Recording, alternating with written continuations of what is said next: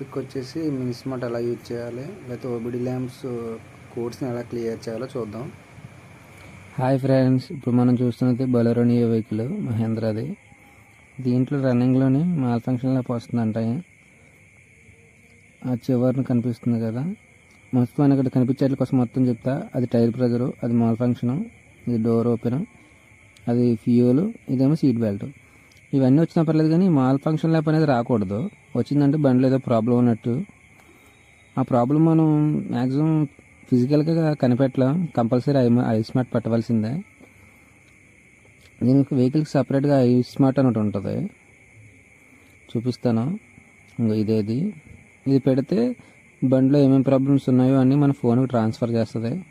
దాంట్లో చెక్ చేసుకోవాలి, ఏమేమి ప్రాబ్లమ్స్ ఉన్నాయో దాంట్లో చూపిస్తుంది. అక్కడ మనం వెళ్ళి చెక్ చేయాలి. ఓన్లీ మినీ స్మార్టే, కంప్యూటర్ కూడా ఉంటుంది. ఐస్మార్ట్ అది లేదు కదా అందాక, అందుకని తెచ్చాను.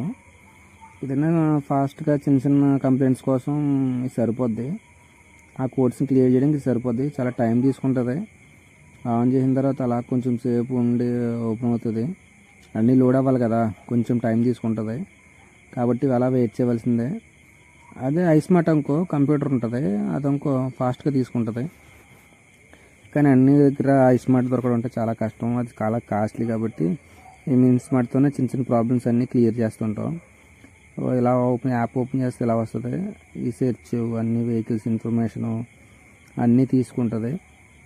తీసుకున్న తర్వాత దాని ప్రాబ్లం ఏంటి, ఎక్కడ వచ్చింది, ఎలా వచ్చింది, అవన్నీ దానికి అదే అనలైజ్ చేసుకుని తర్వాత వచ్చిన డేటాను మొత్తం మనకు ట్రాన్స్ఫర్ పెడుతుంది. అప్పుడు మనం చూసుకోవాలన్నమాట. అది ఎలా చూసుకోవాలనేది ఇప్పుడు మీకు చెప్తాను. వెయిట్ చేయండి కొంచెం. ఇది లోడ్ అవ్వడానికి టైం పడుతుంది కొంచెం. అంటే ఫోన్కి మొత్తం కార్ ఇన్ఫర్మేషన్ అంతా గ్యాదర్ చేసి నాకు పంపాలి కాబట్టి టైం పడుతుంది. ఓపెన్ అయింది. తర్వాత ఇలా కార్ సెలెక్ట్ చేసుకోవాలి. మనం బొలెరో నియో కదా చూసేది. ఇక్కడ అన్ని వెహికల్స్ ఉంటాయి, కమర్షియల్ వెహికల్స్ కూడా ఉంటాయి దీంట్లో. కమర్షియల్ ఉంటాయి, అన్నీ ఉంటాయి. కానీ మనం పర్సనల్ వెహికల్లో తీసుకొని ఓన్లీ బొలెరో నియో మాత్రమే చెక్ చేయాలి. ప్రాసెస్ చేసి చేస్తే ఎలా వస్తుంది. తర్వాత మనకు వచ్చిన మాల్ ఫంక్షన్ ల్యాంప్ కాబట్టి అది ఇంజిన్ సంబంధించింది. ఇంజిన్ మేనేజ్మెంట్ సిస్టంలో ఉంటుంది. ఇంజిన్ మేనేజ్మెంట్ సెలెక్ట్ చేసుకుంటే వచ్చి ఇలా వస్తుంది అన్నమాట. ఇప్పుడు ప్రస్తుతం ఉన్న కోడ్స్ ఇవి. ఇక్కడ ఏమొచ్చింది, first HFM air temperature sensor. ఇలా చూసుకుంటే సింపుల్గా ఉంటుంది అన్నమాట మనకి. ఇప్పుడు డైరెక్టర్గా వెళ్ళి అక్కడికి వెళ్ళి చెక్ ఇప్పుడు స్క్రీన్ షాట్ తీసుకుని దీంట్లో ఏమి వచ్చినాయో చూసుకుని, ఇప్పుడు HFM సెన్సార్ అని వచ్చింది కదా, ఓన్లీ ఆ ప్లేస్ అది ఎక్కడ ఉంటుంది, సిస్టంలో ఎక్కడ ఉంటుందో చూసుకుని తర్వాత సిస్టమ్ స్క్రీన్ షాట్ తీసుకుని తర్వాత ఈ సెన్సార్ ప్లేస్ అనేది ఎక్కడ ఉంటుందో చూసుకుని అక్కడికి వెళ్ళిన తర్వాత మాత్రం ఆ సెన్సార్ యొక్క జాక్స్ ఎలా ఉన్నాయి, వైరింగ్లో ఏమైనా ప్రాబ్లం ఉందా లేదో చూడదాం. వెళ్ళి చూద్దాం, అసలు ఓపెన్ చేసి చూద్దాం బానెట్. అసలు ఆ HFM సెన్సార్ ప్లేస్ ఎక్కడ ఉంది, దానికి వచ్చిన ప్రాబ్లం ఏంటి, జాక్ సరిగ్గా పెట్టలేదా, వైరింగ్ సరిగ్గా లేదా, దానికి పవర్ రావట్లేదా, అది పనిచేస్తుందా లేదా, అన్నీ చెక్ చేయాలి. ఇప్పుడు ఇది ఇంజిన్ కంపార్ట్మెంట్ మొత్తం. ఇప్పుడు ఆ ప్లేస్ ఎక్కడ ఉందో చూడాలి. కరెక్ట్గా ఎయిర్ ఫిల్టర్ దగ్గర ఉంటుంది. అది ఎయిర్ ఫిల్టర్ నుంచి అది HFM సెన్సార్. ఎయిర్ ఫిల్టర్ నుంచి అలా టర్బో చార్జర్కి వెళ్తుంది, ఆక్సిజన్ ఎయిర్ అనేది. అది HFM సెన్సారు. అదే మొత్తం ఎంత ఎయిర్ వెళ్తుంది, ఎంత హీట్లో ఉంది అని చెప్పేసి అదే క్యాలిక్యులేట్ చేస్తుంది. దానికి జాక్ పెట్టడం మర్చిపోయాం కాబట్టి అది మాల్ ఫంక్షన్ ల్యాంప్ అనేది వచ్చింది. ఇప్పుడు మనం పెట్టేసాం కదా, ఇప్పుడు పెట్టేసి లాక్ అయిందో లేదో చూసుకోవాలి. లాక్ అయిందో లేదో చూసుకున్న తర్వాత అప్పుడు మనం మళ్ళీ ఒక వెహికల్కి వెళ్ళి వెహికల్ స్టార్ట్ చేసి మాల్ ఫంక్షన్ ల్యాంప్ వస్తుందో లేదో చూడాలి. పెట్టేసాం కదా, ఒకసారి సెల్ఫ్ కూడా చూద్దాం. మాల్ ఫంక్షన్ ల్యాంప్ పోయిందో లేదు, సెల్ఫ్ కొట్టినా సరే సేమ్ అలానే ఉంది. ఒకసారి ఆఫ్ చేసి మళ్ళీ ఒకసారి ఆన్ చేసి కొడదాం, అప్పుడన్నా పోతుందేమో చూద్దాం.